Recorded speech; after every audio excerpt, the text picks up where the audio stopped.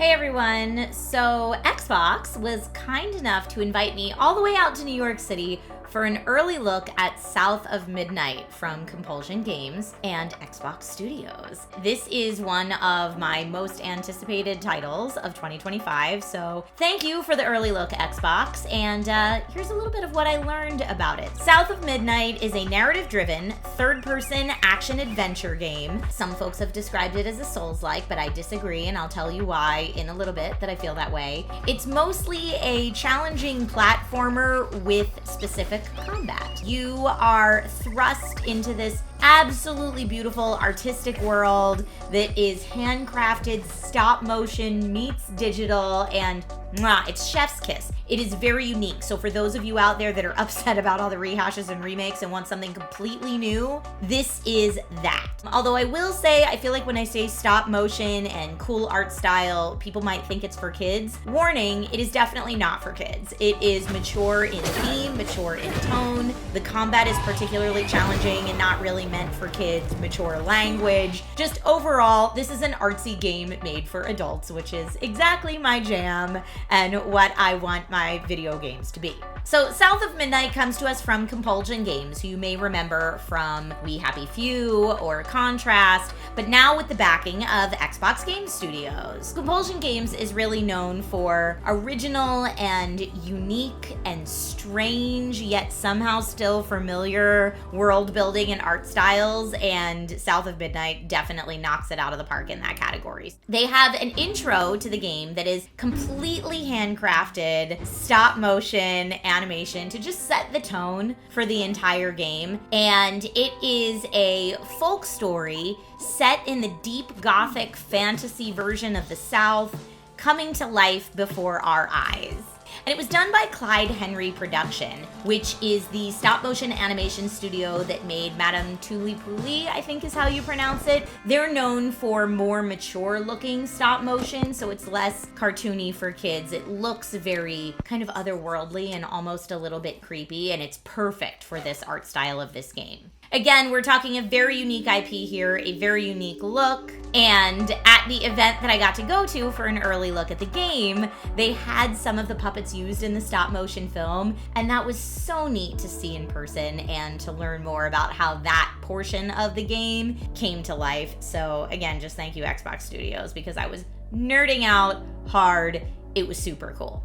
Okay, let's talk about the story of South of Midnight. The story is meant to be a framed narrative like a folk tale that we're kind of living and breathing through the eyes of the protagonist named Hazel. Now, a hurricane has come and wiped out Hazel's house, but it sets her on a journey where she needs to find her house, she needs to find her mother, and along that journey, she meets these spirits that teach her how to harness the power of the weave, which is magic in this world and in this setting. And so we're discovering this very fantastical setting through her eyes. Now, I found it so interesting that even though the look of the game is very fantastical and the world that we're in is very fantastical, the voiceover, especially Hazel's voiceover, is very grounded and realistic and down to earth and really relatable. You up here? Where? My salvation. A talking fish? Nope. Ain't no way. Now, the part of the game that I got to play was Chapter 3, and it was all about Hazel harnessing people's pain and memories in a bottle. And whoo, when I say mature themes, I mean, it goes to some dark places. I was shocked at times. I was like almost in tears at times. Break out the tissues. This one has all the feels. Now, in terms of the setting, I feel like I need to talk about that because it's like its own character in this story. The environment is like its own kind of boss battle that's there and present all the time. And the bog is like another character that's pulling you along this journey, and it feels very real, both in terms of how it looks, but also the sound design. It's very living and breathing. Their inspirations for this setting came from things like Pan's Labyrinth. Very macabre and eccentric, lots of themes of decay and nature taking over, and in fact, because of the hurricane, all of the water in the bog is toxic, so it will hurt you if you step in or try to swim in the water anyway. So it is this ever-present danger, but also this very charming kind of companion on your journey, if that makes sense for the setting. Also, I gotta shout it out to the soundtrack of this game. Woo! Some of these songs, you can tell the lyrics were custom made for certain moments in the story, and just, I think it really helps set the atmosphere, and I also think that this is a soundtrack that will probably sell on its own independently of the game, because it's really cool. Now, let's get to the gameplay. So as I said before, this is a third-person action-adventure game that has very heavy platforming elements as well as challenging combat. Now, it is pretty linear and story-driven. There are definitely places where you are encouraged to explore. You can kind of see a shiny off in the distance. And some of those shinies are things like floofs, which are these glowing, like floofy-looking things, hence the name floofs, that are used to do upgrades in the skill tree. There is plenty to explore, and I was super grateful that there's a mechanic built into the game where the weave can kind of pull you along in the direction you're supposed to go next, because as I was going around and finding all these different floofs and lore bits and exploring buildings for no reason, I would get really turned around, and so thank you for putting in the mechanic that lets me know the direction I'm supposed to be going for those moments. Now, when it comes to the combat, here's where let's get into it. I have seen articles saying that this is a Souls-like game. I do not feel like it is, because there's not like super long heal animations that you have to memorize the exact amount of time that they take to do mid-combat. There's no D-pad to like toggle through your items or weapons. These are things that I often associate with Souls-like games. I also associate that the combat is so punishing it's not fun with Souls-like games. Now, that's my personal preference. Not everyone feels like that. There's very clearly a whole bunch of folks out there that want it to feel punishing. For those folks, I will say there's 4 levels of difficulty, including a custom difficulty option with many, many different sliders, so you can customize the combat to be as challenging as you want it to be or not. For my hands-on demo, I played about 90 minutes on the balanced difficulty setting, but even though I was playing unbalanced, I probably died 1 or 2 times per combat encounter, which for me is a sufficient level of challenging. I want it to be hard. I want it to be something that I have to work through and feel that sense of completion when I'm finished. But like 3 dozen attempts on the same boss, that's not for me. And that's what I think of when I think of Souls-like.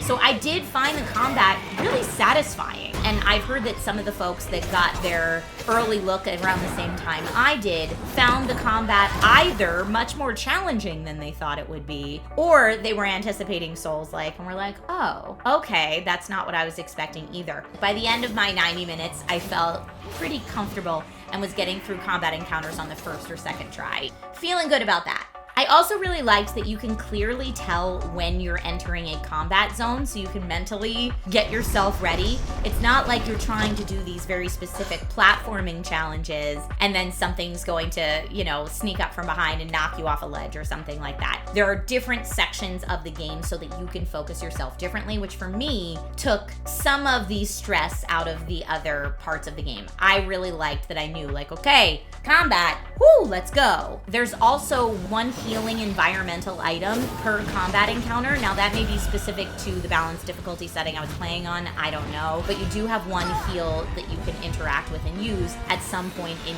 each combat encounter. Also, shout out to the design of the enemies. They look so creepy, and like, especially in the way they move, very, very disturbing and dark fantasy enemy design. So I love that too. All right, now let's talk about the platforming, because this is a big part of the gameplay as well. As you progress through the game, you will get different mechanics that allow you to tackle platforming challenges differently. In the part that I played, I got a double jump, I got a glide that you can combine with the double jump. I even was wall running at one point, and you get these using the powers of the weave. So it feels very fantastical as you're navigating and moving quite quickly sometimes through this environment. I even got to play a kind of boss battle, but a platforming boss battle where it's a speed run away from an enemy. And I love those in games. So that was really nice to see, and a fun challenge that I will say I died on quite a bit before getting through. Now, overall, the folks at the event were saying that in their testing so far, playthroughs were running approximately 10 to 12 hours, 10 if you're really speeding it, 12 hours if you want to collect more of the stuff. I'm going to collect all of the things, so it'll probably be longer. I got to play one of the chapters, and there will be 14 chapters in total. And it's just great to see what Compulsion Games is coming out with next, right? Like, they had a very small team. I believe they said only 13 people working with them when they made We Happy Few. And now they've been able to scale that up tremendously. And so the focus with South of Midnight is not just executing on this really unique and fantastical art style and world building that Compulsion Games is known for, but really executing on every different front and respecting the player's time from minute to minute, so you don't feel like any of that time is wasted. And I will say, at least in the chapter I got to play, that was the impression I got, and it really makes me excited to play the full game. So full game is launching April 8th on Xbox Series X and S, as well as Gamepass on day one. And a huge thank you to Xbox for having me out to look at this. Very, very cool to be able to see the stop motion puppets in person, talk to the developers, get hands-on with, like I said, one of my most anticipated games of 2025. So I'm very, very excited. Let me know in the comments if you are looking forward to this launch and what things you might want to see out of it. And thanks for watching, everyone. I will be streaming this on my Twitch channel when it comes out in April. Okay, thanks for watching, everybody. Bye.